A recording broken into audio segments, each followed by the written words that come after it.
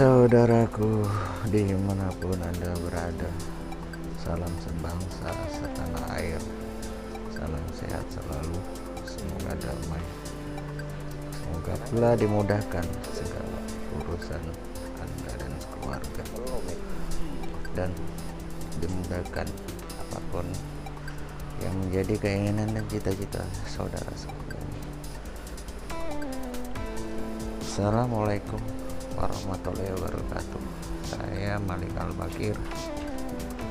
Hari ini saya ingin berbagi tentang teknik memijat, cara-cara memijat apa yang disebut kesleo, tekilir, kecengklak. Jadi kesleo atau tekilir ini bisa terjadi pada setiap ruas persendian, bisa di jari, bisa di engkel sendi ini, seperti di kaki ini, di lingkar mata kaki, bisa juga di lutut, bisa di sendi tangan, bahu, leher, terus kemudian bisa juga kesleo terjadi di punggung.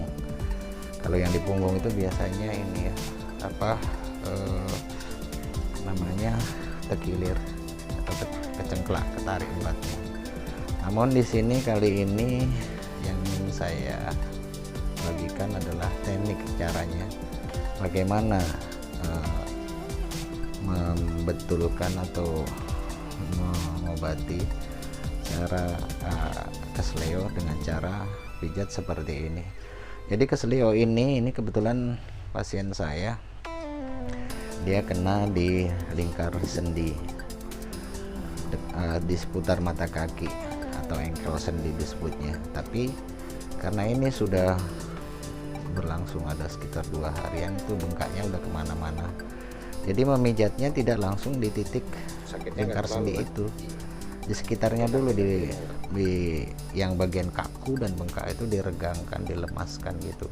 Pertama dimulai dari sejengkal dari mata sendi itu, itu termasuk di lingkar L-nya, L mata kaki, karena itu pun sakit.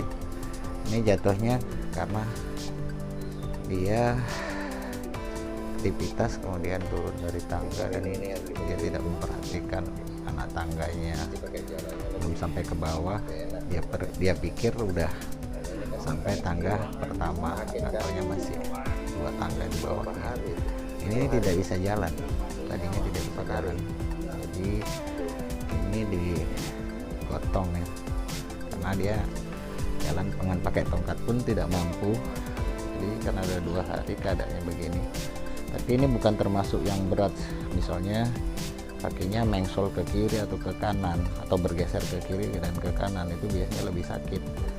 Ini dia kesleo di mata kaki, ini sisi luar ini kelihatan mata kaki, tapi sisi sebelah dalam sana juga itu bengkak ya. Jadi teknik pemijatannya pertama jangan terlalu keras, pelan-pelan, itu dari area itu pelan-pelan ke bawah, ditelusur ke bawah, pelan aja dulu, karena itu untuk melenturkan dulu, karena itu udah mengeras semua, kaku, samping bengkak dan sakitnya luar biasa. Nah terus kemudian itu jaringan itu ditarik perlahan-lahan, ditelusur perlahan sampai ke bawah, dan itu sampai ke jari itu pun bengkak, di wilayah itu tuh bengkak.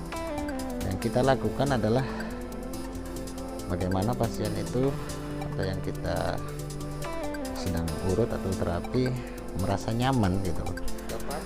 Jadi kalau dalam keadaan bengkak ditekan keras, ya pasti dia jerit-jeritan.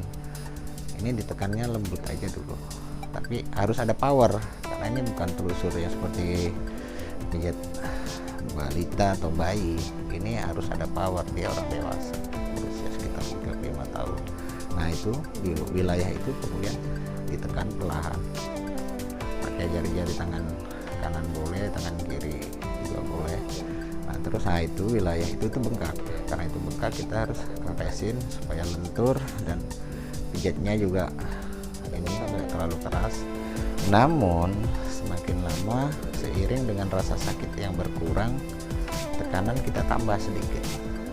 Jadi intinya adalah nggak bisa langsung gitu dia sampai kita pijit dengan tekanan yang luar biasa, itu dia akan kesakitan sekali. Tapi kalau sudah kita bikin lentur seperti ini, jaringan semua permukaan kulit yang bengkak itu sampai lemas, ini lemas itu maksudnya lentur ya. Nah, terus kemudian kita rapikan perlahan dari atas, diulangi lagi, diulangi beberapa kali sampai dia ngerasa tekanan seperti itu. Lihat jari ibu jari saya itu, dia udah nggak kesakitan. Nah, itu volume atau power kita tambah sedikit demi sedikit.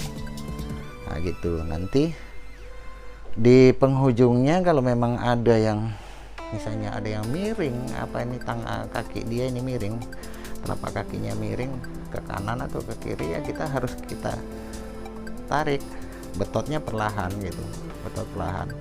Biasanya kalau saya menggunakan tangan kanan ada di belakang tumit itu, tangan kiri ada di jari-jari dia.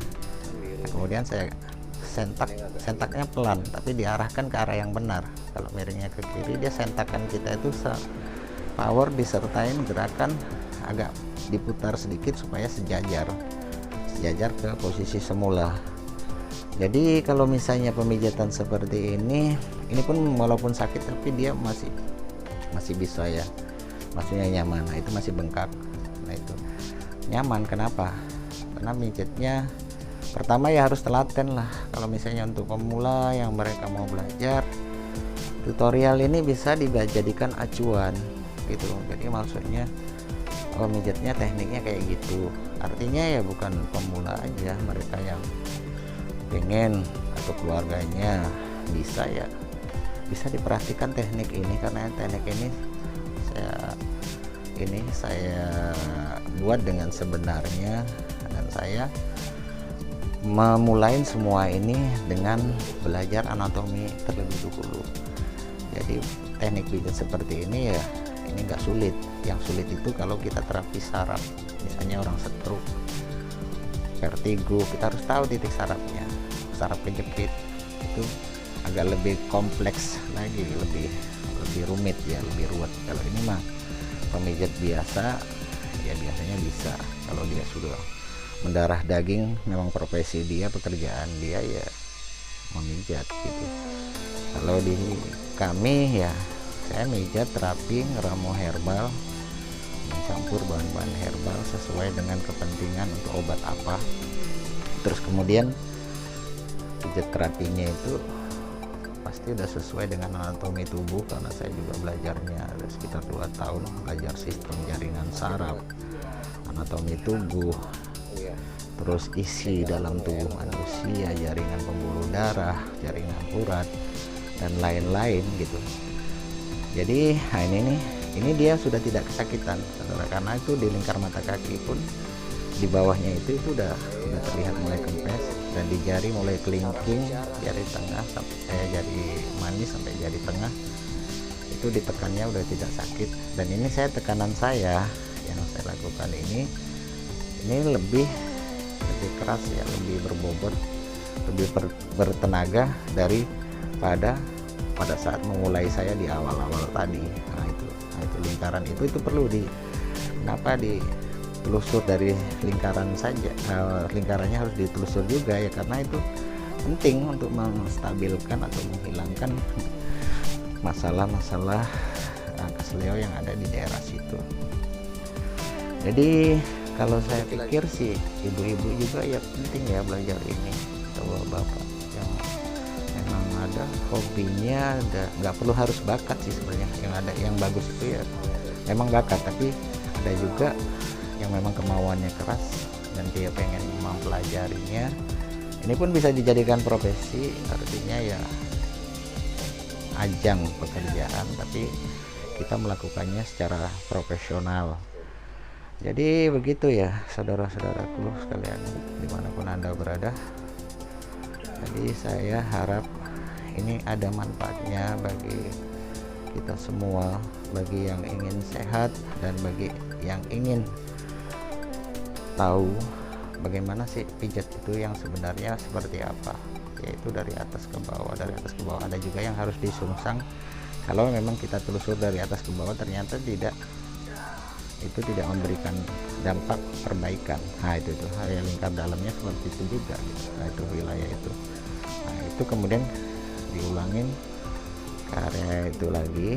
Nah itu seperti itu, sehingga dia pun, nah ini udah merasa nyaman, dia udah tidak kesakitan lagi, udah biasa. Nah itu udah kempes semua, dan nanti itu nggak perlu ditarik juga sebenarnya, karena posisi kakinya kan sejajar, itu tidak bergeser, tidak ke kanan miring jari-jari kakinya, atau semua jari kaki miring ke kiri.